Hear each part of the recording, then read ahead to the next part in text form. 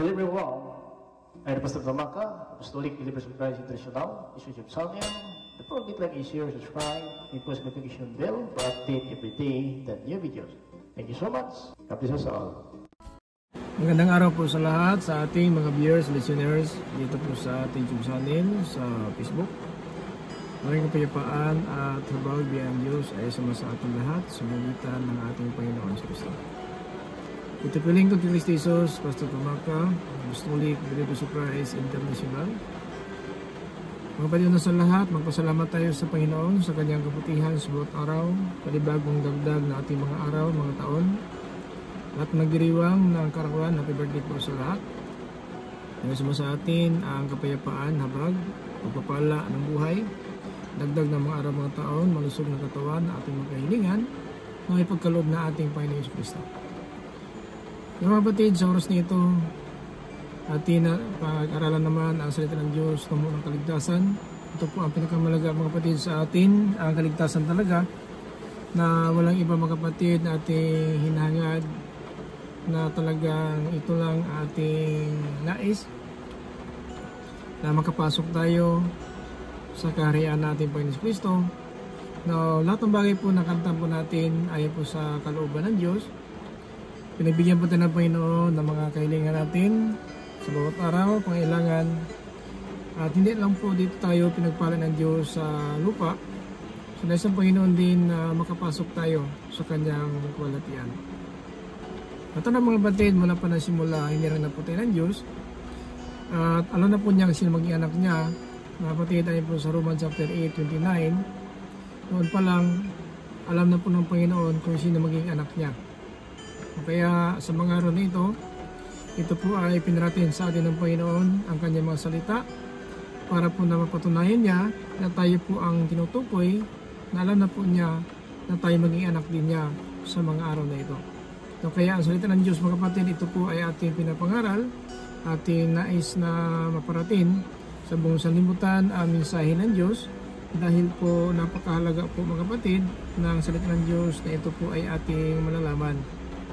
No, ayon po sa Biblia mga kapatid dito sa Roma in chapter 8:29 up to 30, na alam na po niya kung sino talaga ang maging anak niya. Kasi naging anak lang po tayo mga kapatid sa ating panampalataya sa ating Panginoon Kristo, pagtanggap ng kanyang pangalan. Sinabi po sa Romans chapter 8:29 to 30, sapagkat alam na ng Diyos noon pa kung sino ang kanyang magiging anak, at sila'y itinalaga niyang matulad sa kanyang anak na si Jesucristo, para siya ang panganay sa maraming magkakapatid.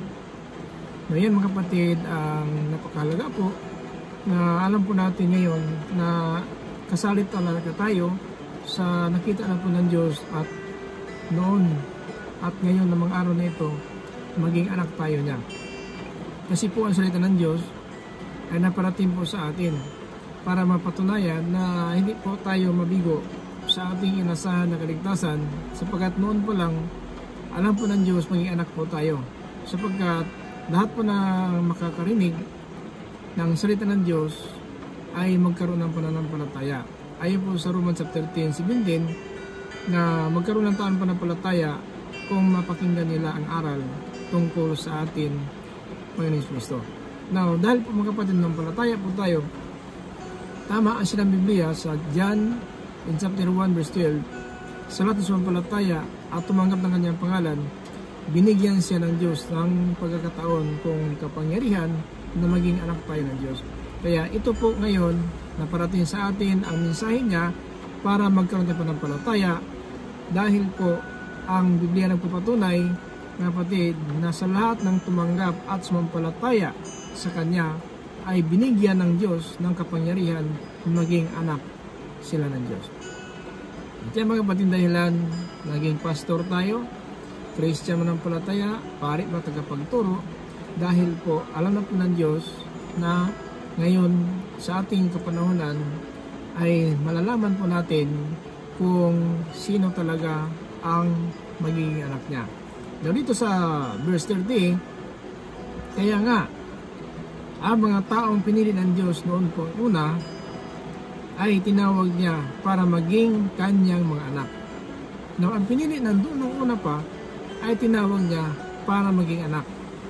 Now, saan po tinawag? Is a secret, Thessalonians, in chapter 2, verse 14, tinawag kayo ng Diyos sa magitan ng magandang balita upang makabahagi tayo sa kaluwalhatian ng ating Panginoong Kristo. So, tinawag tayo sa pamagitan ng magandang balita. Kaya sinabi sa 8:30 dito sa Roma, kaya nga, ang mga taong pinili ng Diyos noon pang una ay tinawag niya na magiging kanyang mga anak. At ang tinawag niya ay tinuturing niyang matuwid. At ang tinuring niyang matuwid ay binigyan niya ng karangalan.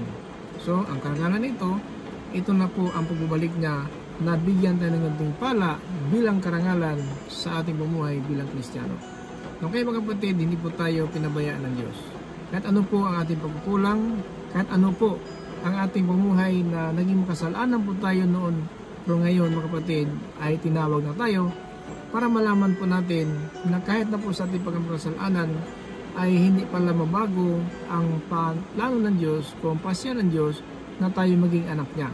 Hindi po hadlang ang ating kasalanan, hindi hadlang ang mga suliranin, mga pagsubok na naranasan po natin kasi napadala na po niya dito sa libutan ang kanyang kaisa-isang anak upang lahat sumampalataya niyo mapahamak kundi magkaroon ng buhay na walang hanggan. So kaya sa pananampalataya po natin, mga kapatid, yan po ang nagbigay sa atin ng kapangyarihan, mga kapatid, na mananaig po tayo dahil po ang lahat sumampalataya ay mananaig, mga kapatid. At ang pananaig natin ito'y pananampalataya natin ay 1 John chapter 5 in verse 3 up to 5. So yan mga kapatid, na bakit nagkaroon ng pananampalataya tayo? Sapagkat, mga kapatid, ito po ang sinabi ng Biblia na mananaig tayo dahil sa ating pananampalataya. Kaya nga, kahit anong naranasan na ating panahon ngayon, ating sabihin natin dinadaanan ng mga problema suliranin sa buhay, subalit nagpapatuloy pa rin tayo sa pananampalataya dahil nais patunayan ng Diyos na tayong lahat sa pananampalataya ay mananaig tayo sapagkat ang ating pananaig ang ating pananampalataya sa ating Panginoon Kristo. Kaya ito mga kapatid ang dahilan bakit hanggang ngayon ay naparating sa atin ang mensahe ng Diyos para malaman natin kung ano talaga ang ating katayuan sa harapan ng Diyos. So alam po ng Diyos lahat ng bagay. Ayon po sa Proverbs in chapter 5:21, nakikita tayo ng Diyos saan man tayo paroroon at alam niya ang ating ginagawa. Kaya walang makapagtago sa araw ng paghatol. May nakahanda po na paraiso at mayroong impyerno para po sa mga taong suwail at hindi naging masunurin sa Ebanghelyo tungkol sa ating Panginoon Kristo. Kaya mga kapatid, itong ating pagkahinirang hindi mabawi po. Kaya nga mga kapatid, na ang kanya mga pinili noon pa man ay tinawag niya ngayon, mga kapatid, para maging anak po tayo. Paano tayo tinatawag?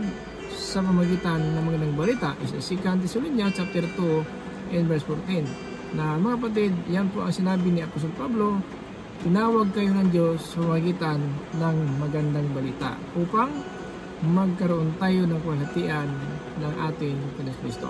So yan mga kapatid ang napakahalaga po sa bawat araw na pumuhay po natin. Sana po huwag tayo mawala ng pag-asa, patuloy lang po tayo na makinig mga kapatid ng salita ng Diyos para po maging matatag tayo, magpatuloy tayo sa paglilingkod at pag-asa ng kaligtasan na ito.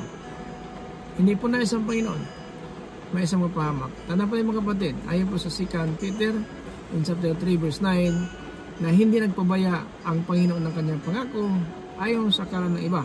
Subalit siya, nagpakumbaba na hindi nais niya na may isang mapahamak, kundi lahat sana ng tao makamit ang pagsisi at tatalikod sa masamang pumuhay. Yun po ang plano ng Diyos sa buhay natin. So ito lang, kung anong plano mo, alam po ng Diyos yan. Pero hindi mo alam ang plano ng Diyos. Ngunit ngayon, pinapaalam niya, noon pa lang ay alam na po niya na maging anak tayo niya. Sa pagitan ng ating pananampalataya sa ating Panginoon Kristo. Ito po yung pananampalataya sa kanyang pangalan. Alam po natin na ito yung nagpapatawad na ating makasalanan. Dahil makasalanan po tayo, kaya nagpabautismo po tayo sa pangalan ng ating Panginoon Kristo para mapatawad po tayo sa ating kasalanan at tatanggapin natin pagkaloob ng Espiritu Santo na ito po'y tatak na ating noo ang pangalan ng Espiritu Santo. Yan mga kapatid ay Jesus. At yun po nakatatak sa natin. Ayon po sa Pahayag chapter 22 in verse 3 up to 4, doon sa langit nakita ni Apostol Juan ang pagpupuri ng kanyang mga lingkod at ang pangalan niya nasulat sa kanilang noo. Yun po, sa noo natin, spiritual po mga kapatid, mabasa ng sanlibutan, hindi mabasa ng buhay, pero basa-basa ng Diyos na may tatak na tayo sa ating noo. Ito po ang pangalang Jesus. Kaya mga kapatid, buhay po ang pag-asa natin. Patuloy lang po tayo na makinig at patuloy tayo mga kapatid maglilingkod hanggang sa ating pag-isalimutan. Sapagat ang mananaig lang, mga kapatid, tanda po natin ang dalamitan ng puti at hindi mabura ang pangalan sa aklat ng buhay. Kakatambayan nito mga kapatid, ang hawak ng ating Yesus Kristo na lahat ng kasulat sa aklat ng buhay na ito. Mga kapatid, hindi tayo mabigo, hindi maparusahan, kundi magkaroon tayo ng buhay na walang lang. Mga kapatid, maraming salamat po sa naikli lang po video natin, sapagkat video lang po ito. Sana po nakadagdag po sa atin ang salita ng Diyos na bibigay na atin ng pag-asa upang mapatuloy tayo sa ating pananampalataya. Ayon po sa Biblia na ang sumampalataya at mabautismuhan ay maliligtas. Ang hindi sumampalataya ay parurusahan. Yan mga kapatid, ang misyon ng Diyos para po sa atin. Maraming salamat po ulit. Ito po lingkod ng Kristo Jesus, Pastor Tumaka, Apostolic, Believers of Christ International, sabi sa Grace, Mercy, and Peace. Be to us, praise Christ. Amen.